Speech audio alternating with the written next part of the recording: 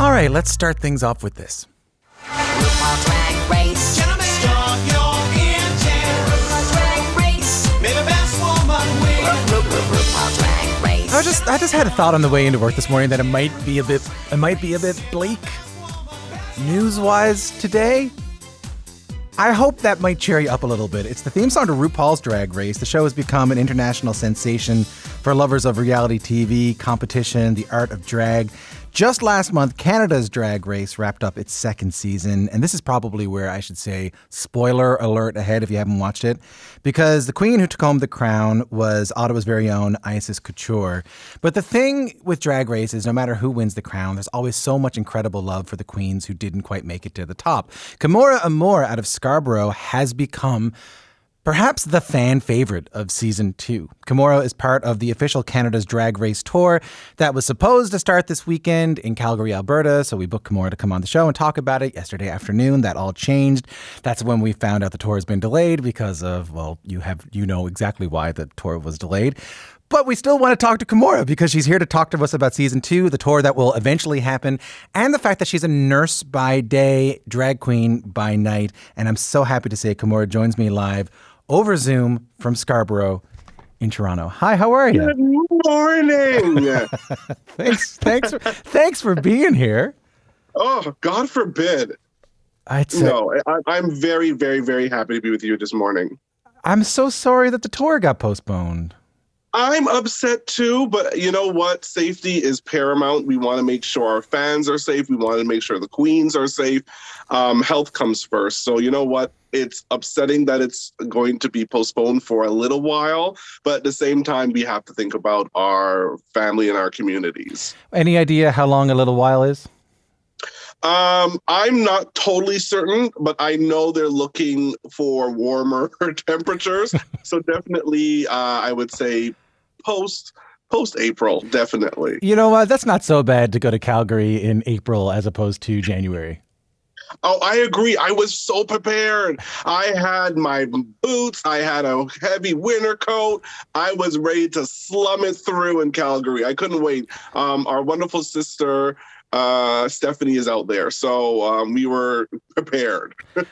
How has your life changed since you were on Drag Race? A lot. I'm now Instagram and Twitter famous, so that's kind of cool.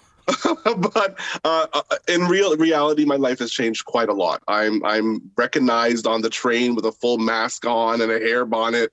You name it, I'm recognized now. So life has changed quite a bit. How is that for you? I enjoy it. I honestly do. It's something that I've always kind of wanted to experience, that kind of little bit of mini celebrity. So now that I get to experience a bit now, it's kind of fun. I'm not going to lie. It's also been an interesting couple of years for you because, as I mentioned on the way in, and help me understand this. So you're also a nurse working during the pandemic, right? Full time, correct. And do you mind if I ask, what kind of work do you do as a nurse? Like what kind of nurse? So I work in the community. I am a neuropathic pain management nurse. So that means that I work every day with many different people who have had accidents, people who've had spinal surgeries, and we do basically daily procedures so people can manage their pain, basically by sticking 3 to 4 inch needles into people's spines and knees and hips. And we inject different fluids, substances, fillers, you name it, anything to relieve pain. We do PRP, like vampire treatments on people's bodies. I work with Olympians. I work with politicians, ex-politicians. You name it, they come through my office. What is it like to do that work during the day and then in the night be a drag queen? What is it like? It is hectic, to say the least. It is often very, very hectic because I'm bouncing from my clinical kind of setting and clinical garb, scrubs and everything, into this. And this does not happen within a few minutes. So it definitely takes time and you have to do what you have to do. But it's a lot of work, but I enjoy it. If I didn't enjoy it, I wouldn't do it. I should add the this that Kimora is talking about is that Kimora is fully dressed in drag today for the show. If you're Fully on. if you're listening to this on the radio and you can't see it, we're going to post it on YouTube later. We'll put it up on our socials and all that. What's the past 2 years been like for you during this pandemic as a nurse and as a drag queen? It's been tough. Yeah. As a nurse, it's been difficult because I did have interactions with some of the first patients who had COVID. Because they were dealing with pain and they didn't understand why they were having the chest pains they were having. So I actually got exposed to COVID very, very early in the game because we were just experiencing and dealing with a lot of people who were experiencing symptoms and didn't understand what was happening. So it's been difficult. It's been a lot of work. You're donning and doffing outfits and masks and everything else just to make sure you're safe, your family is safe, and your patients are safe. So it's a lot of work during the day. And then unfortunately, because of the pandemic, drag just kind of stands still and stops. And it's unfortunate because, it's something we all love doing, us who are drag queens and kings and all in between and performers in general. And it's gone. So you lose that ability to be able to express part of yourself, but you have to understand that, this is the times and this is what's happening. It must have been so strange then to go from not being able to do drag in the night because of the pandemic, like when you were off work, to going on Drag Race. Oh, it was insane because, we have about once we're on the show, we have about a month to prepare. And so it is intense because we went from doing zero drag for almost 2 years. I'm working on costumes and things like that, but not really practicing the art form because there's nowhere to really do it. And then you're thrust literally into being in drag 24/7 and having to be ready to compete. So it was quite a feat. I thought we could play a little bit of a clip from your time on Drag Race. Just take a listen to this. Sure. You better bring it to the floor because I will always give you what? Amore. That is Kimora Amour walking into the workroom on Canada's Drag Race Season 2, where you say, where you do your hair, your makeups, where you get ready. And the first thing you say is that you're a Carnival drag queen. Yes. Talk to me about what that means to you. So what that means to me, my aesthetic is heavily influenced by the aspect of Carnival, which is, usually a festival or parade that happens all over the world, really well known in Brazil and Trinidad. And also Toronto has one, the Toronto Caribbean Carnival that happens, normally happens every year, but hasn't happened recently because of the pandemic. But because I'm a costume maker and designer, my drag is heavily influenced by the culture as well as the aspect of Carnival. I tend to have a lot of feathers and crystals. Crystals are always a part of my aesthetic. So you see a lot of that, and I'm able to represent the Caribbean community and the South American community and kind of the cultural aspect of what Carnival is. And it's the fun, it's the life, and just the simple enjoyment of the little things. The little things. Oh, the little things, because you have to. When it comes to Carnival, it happens once a year.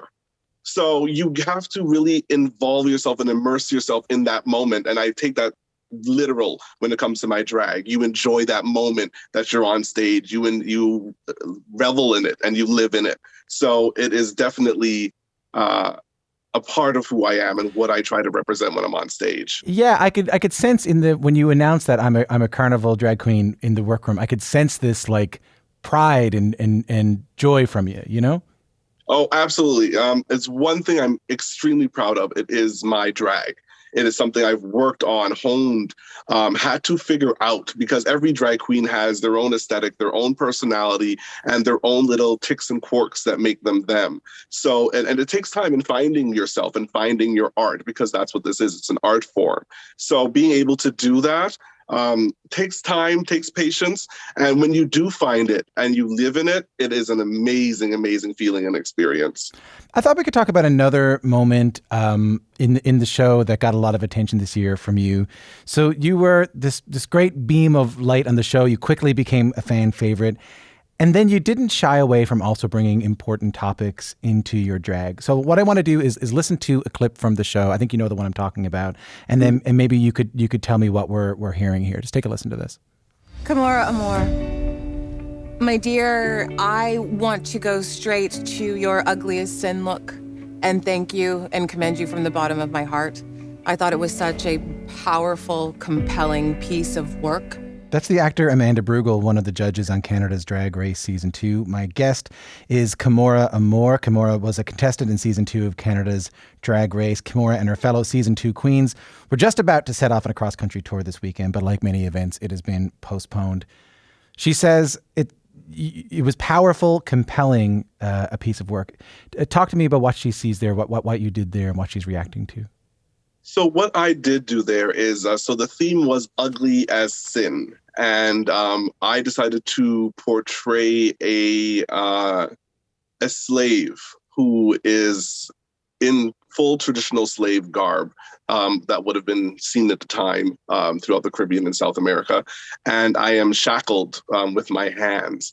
And on the runway, I break my shackles and I run to the Canadian flag that's in crystal at the back of the runway. And I reach for it and I run. This showing that slaves through North America had to do just that. They had to break their chains of bondage and had to, go through so much to reach, whether it be the northern states or to Canada, to be able to get some sort of freedom. So I took something that was visceral, something that was extremely painful for my community, and tried to portray something that could move people and have people understand that slavery is still such a huge impact on who we are as people, and simply how it kind of still hurts us till this day, and how we still have not healed from it fully, and it is still something that we carry and something we have to deal with. And I just wanted people to simply understand that, and I wanted people to see that it is something that is real and it's something that we still deal with it today. How did you feel after you went backstage? Oh, I cried. Oh, I bawled, and I cried. I'd never expected to get as emotional as I did, because you try to put yourself in those shoes. You try to feel what people were probably feeling at that time, to think of being shackled and beaten and basically have everything, your home, your life taken away from you. And you don't know anything else other than the hopes that you can someday acquire freedom, the freedom that you see so many other people have. So it hit me in a very touching way. And I literally just broke out into tears afterwards. I hope when it aired, you got to see some of the response, which was, people were lauding you. People were talking about how moved they were, how important it was. I hope you got to take some of that in. Oh, I have. And to see so many people from all over the world be able to relate to it. I had people who are in war conflicts now reach out to me through Instagram and Twitter and say, what you were able to show reminded me of what I'm going through now and the difficulties that I'm dealing with now. So it just goes to show that although it is something that Black people have experienced, the translation is universal. The pain that is felt is universal, and it can be understood by everyone and anyone. Kimora, before we go, I wanted to ask you about your last lip sync, the sort of famous or infamous last lip sync on Canada's Drag Race. Just take a listen to this.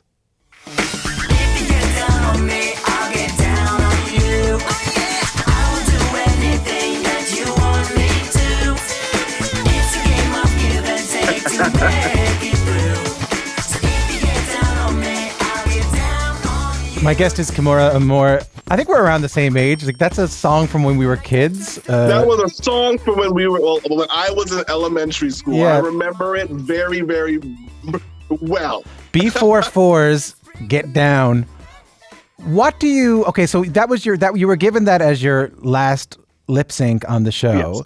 yes. First of all, what did you even think of that song? It's not for drag. Mind you, any music can be for drag, but it's not my aesthetic. But at the same time, there is a lot of comedy in it. It is not the most decent of music. I will say that. There's a lot of double entendres in it. It is very sexualized, and it is what it is. Yeah, and then you're I mean, I'm trying to figure out. I don't know if I have the language to describe what happened when you did the lip sync to that. You know? Oh, it was absolutely crazy. But a lot had transpired until that point. I was ready to go home. Yeah. I was at a place where I was finished and done because a lot of people don't understand the work that goes into Drag Race. It is no joke. It is one of the hardest things you'll ever have to do if you ever get the opportunity to get on that show. You are in a little bubble and you have to basically jump through hoops. And you jump through hoops to get to that big shiny crown. And baby, I got to a point where I'm like, listen here. The poodle genes in me ain't working no more. I can't do any more show tricks. Get me out of this 3-ring circus. So they give you B44's Get Down. You don't like the song. You're kind of mentally checked out. You're over it, and you go, whatever. I'm just gonna whatever. I literally just kind of went, whatever. Let's go. Let's get this done. Let's be as crazy as possible because it's an insane song. If you really listen to the lyrics, if you really listen to the lyrics, we probably can't play it on the CBC. And that's just it. If people actually understood, like, well, I understood the song. I knew what the song was always about. So really listening to it and hearing it, I was just like, listen, people, this is a song about sex, and I'm a giant bird, and she's a giant lizard. Let's see what National Geographic can look like. So you, I mean, needless, you didn't mind that you didn't win that one. Oh no! And you know what? It's unfortunate that it got cut. But I explained this in the reunion and also on the show. I never entered in Drag Race to win. And I know a lot of people go, well, why would you enter into a competition? Exactly why I entered, to be able to have a platform to be able to to show the world who I am. And I was able to do that, and I'm happy with exactly where I placed, because I honestly thought I'd be out there by episode 3. I did not think I would make it as far as I did. So the fact that I got to show everything I ever wanted on the stage, who can ask for more? Well, congratulations to you. And I want you to know we're thinking of you here, not just in the drag world, but also in your world as a nurse heading into these next couple of months. And I know I'm off right now because, as you know, we were supposed to have the tour started. So I was off from work. So I already had the time off, and I'm just dreading going back because I know while, you know, we're lucky enough to know that this variant isn't as aggressive. So, you know, at least the hospitalizations are definitely lower. Yeah. So I know going back to work for me, it will be a little bit easier to deal with. However, the infection rate is just ridiculous. What? So it's going to be tough all around because people are going to be having still a lot of residual effects from it. And that's when I come into effect. That's my job. I deal with the after effects of everything. Well, I hope you know that you're giving people so much comfort in your day job in nursing, but also that you're giving people so much comfort through drag and giving people something to take their mind off of things and have a good night being able to watch this stuff. So thank you so much. Thank you. Oh, I'm very proud of it. If it's one thing I'm proud of, it is the fact that I have the ability to have people enjoy whatever it is, whether it be to laugh, to smile, to cry, whatever I can help anyway emotionally to get someone to feel anything. I'm happy about it because so often, especially with the pandemic, we've kind of just become so detached and we're very grumpy. Like we definitely need some levity and just to go through the emotions of what we are experiencing. So if I can assist in any way possible via drag or via nursing, I'm always happy about that.